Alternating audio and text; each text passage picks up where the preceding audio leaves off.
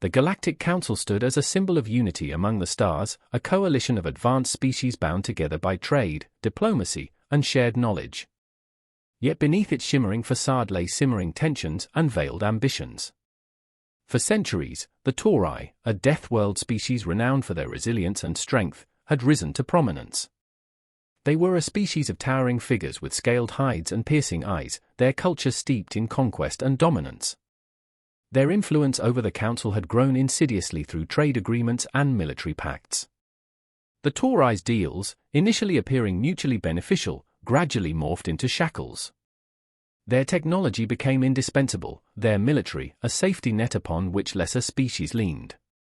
Over time, many Council members found themselves bound in dependence on Taurian goods, services, and protection. Amidst this web of alliances stood humanity, unassuming, underestimated, and quietly enigmatic. The species had joined the Council centuries earlier, contributing modestly but never drawing much attention. To the Tauri and many others, humans appeared stagnant. Their technologies lacked the brilliance of luminal-based weaponry or the grandeur of planetary-scale construction seen among other Council members. Humanity's deliberate low profile hid a deeper truth. Early observations of the Taurian pacts revealed a troubling pattern: consolidation of power. Humans, guided by pragmatism and a long history of internal conflicts, recognized a veiled ambition behind the Tauri's actions. They suspected a far-reaching plan, a dream of a unified galaxy under Taurian rule. Choosing caution over confrontation, humanity avoided entanglement in major pacts. Instead, they focused on smaller, localized agreements, forging quiet partnerships with lesser species. These deals, often dismissed as insignificant, allowed humans to build trust and gain allies while maintaining a facade of mediocrity. Beneath the surface, humanity advanced, its technology refined, its military honed, and its economy fortified. While the galaxy dismissed humanity as irrelevant, humanity watched and waited. The Tauri's campaign began with whispers, subtle shifts in galactic dynamics that went unnoticed by most. On the outskirts of Council-controlled space, minor species began vanishing from the political stage, their voices silenced through mysterious circumstances. Trade routes, once bustling with diverse goods and technologies, subtly realigned to prioritize Taurian interests. Their fleets, while ostensibly on routine patrols, moved with calculated intent, projecting dominance while avoiding outright conflict. These changes were gradual, deliberate, and masterfully orchestrated. By the time the Council realized the scale of Taurian ambitions, it was far too late. One by one, worlds fell under Taurian influence, not through open warfare but through coercion and economic entanglements. The Tauri presented themselves as protectors, offering technological aid and military support, but these promises soon hardened into demands. The alliances they forged turned into chains, binding entire civilizations to the will of the Tauri. Even the most advanced species in the Council, with their impressive technologies and vast fleets, found themselves reliant on Taurian logistics and supplies. Entire planetary economies revolved around Taurian trade, while their fleets grew dependent on Taurian fuel and maintenance. Yet amidst this tightening noose, humanity remained curiously untouched. Earth and its colonies, standing apart from the web of Taurian control, appeared to be an anomaly. Humans had no reliance on Taurian systems, having purposefully avoided their entanglements for decades. Unlike other species, they had not sought grand alliances or technological handouts. To the Tauri, this independence was a minor irritation, easily crushed at a later stage. To humanity, it was a window of opportunity. Human leadership, led by the methodical Admiral Marcus Kane and the shrewd diplomatic envoy Alan Fisher, saw the Tauri's empire not as an invincible juggernaut but as a carefully constructed house of cards. Every move the Tauri made, from their trade monopolies to their military pacts, was built on layers of fragile dependencies. If the right supports could be undermined, the entire structure might collapse under its own weight. For years, humanity operated in the shadows, conducting meticulous observations and quiet analyses. They identified the key dependencies underpinning the Taurian strategy, the critical trade routes, vulnerable factions within their alliances, and simmering dissent among subjugated Council members. Every Taurian strength had a hidden vulnerability, and humanity's careful planning ensured no detail was overlooked. Patiently, humanity bided its time, waiting for the perfect moment to act. Humanity began its counterplay with diplomacy, leveraging the network of small, seemingly inconsequential deals they had painstakingly cultivated with minor species. These agreements, initially dismissed as insignificant by the broader council, became the foundation of a subtle yet effective strategy. Quietly, humanity's envoys reached out to species dissatisfied with Taurian rule. They offered alternatives, better trade terms, fairer technology transfers, and genuine assistance in rebuilding struggling economies.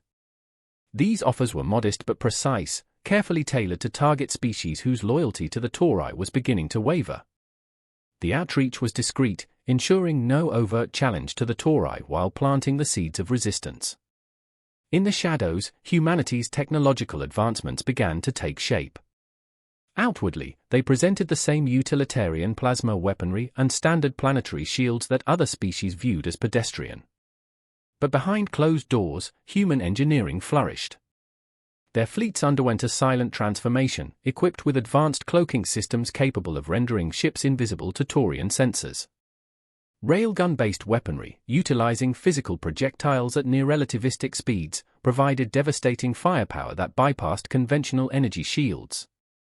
Hybrid propulsion systems offered unparalleled agility, allowing human ships to outmaneuver even the most advanced Taurian vessels.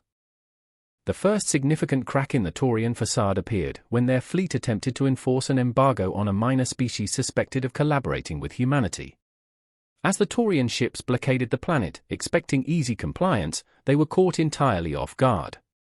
A human task force emerged from the void, utilizing pinpoint strikes and unconventional hit-and-run tactics. In a matter of hours, the Taurian fleet was rendered inoperable, its ships disabled with minimal loss of life. The surgical precision of the attack sent a clear message: humanity would not remain passive. The Tauri, confident in their dominance, dismissed the incident as a fluke, an isolated act of desperation. Yet the seeds of doubt had been sown. For the first time, other species began to question the Tauri's infallibility. Observing the vulnerability exposed by humanity's tactics, they grew uneasy about their dependence on Taurian systems. Quietly, one by one, they started turning to humanity for support. Economic warfare followed in earnest. Human corporations, operating under pseudonyms and untraceable subsidiaries, infiltrated galactic markets with alternatives to Taurian goods. These products, while understated in presentation, proved to be both reliable and cost-effective. Over time, Taurian monopolies began to weaken.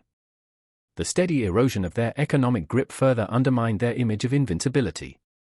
The final stage of humanity's build-up involved extensive military preparation.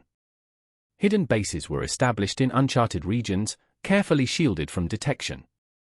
These facilities became hubs for training fleets and ground forces, equipped with the best of human ingenuity.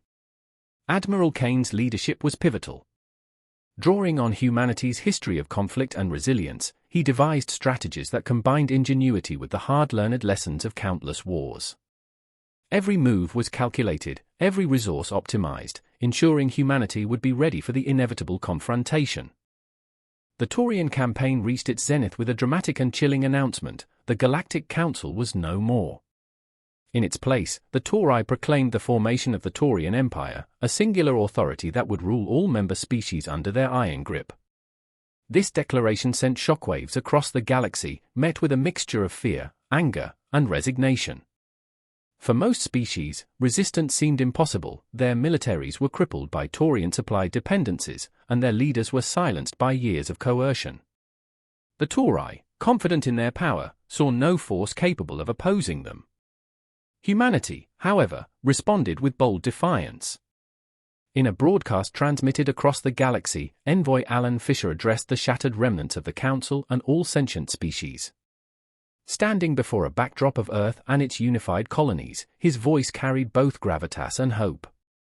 He condemned the Tauri's actions as the antithesis of galactic unity and called for resistance against tyranny. The strength of the galaxy, he declared, lies not in dominance but in collaboration.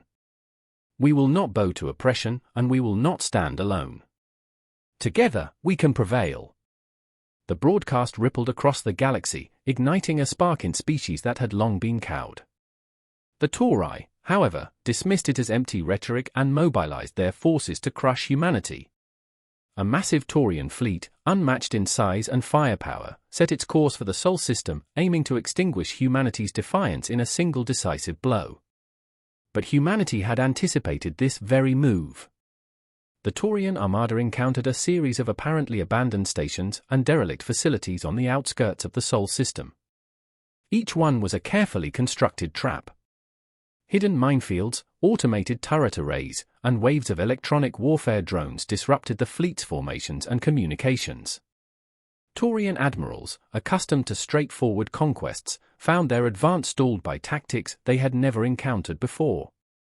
These delays were no accident. They were humanity's way of buying time and weakening their adversary. When the final battle commenced, it unfolded in ways the Tauri had not expected. Human fleets, hidden by advanced stealth systems, struck from unexpected angles, their maneuvers precise and unpredictable. Railgun projectiles bypassed the Tauri's energy shields, tearing through their ships with terrifying efficiency. The hybrid propulsion systems of human vessels allowed them to outmaneuver Taurian ships, exploiting gaps in their formations.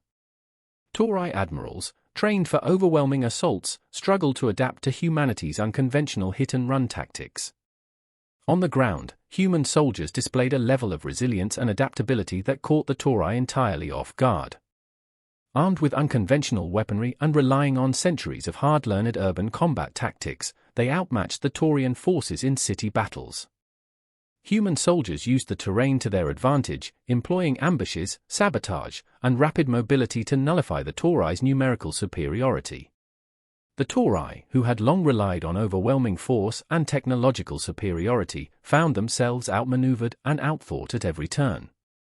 The true turning point came when humanity's hidden allies revealed themselves. Dozens of minor species, emboldened by humanity's resistance, rose against their oppressors.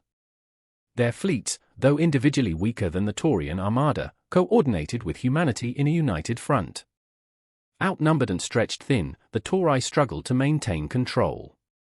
What had once been a campaign of dominance unraveled into chaos as the combined fleets overwhelmed the Empire with sheer numbers and unmatched coordination. Humanity's defiance, bolstered by the bravery of their newfound allies, turned the tide of history. The battle for freedom had begun. The fall of the Taurian Empire was swift and decisive. With their fleets decimated and their allies turning against them, the Tauri were forced to surrender. Humanity, refusing to claim the mantle of dominance, worked with the remaining council species to rebuild the shattered coalition.